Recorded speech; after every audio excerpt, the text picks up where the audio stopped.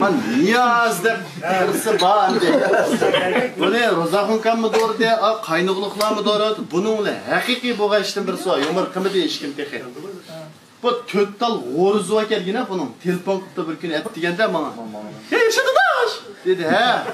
Sen adashga hozirla boshlab deb kelgan bo'lsan, to't g'o'rizim bor. Ashuni bir amal qilib to'g'ozirga olib bersang, setipla to'tini.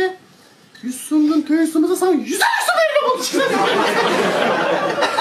Dedi, bo'ldi dedi, men bunalar qiziqchilik olsa, ona maypulni nemish qilmaydi, bosam qara, to'rt g'o'razni tutib bir xalta qashlab tayyorlik qo'yib qara.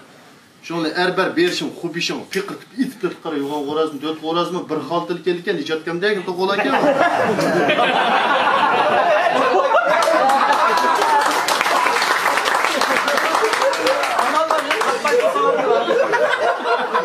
Şuna taşlap döndü akırma.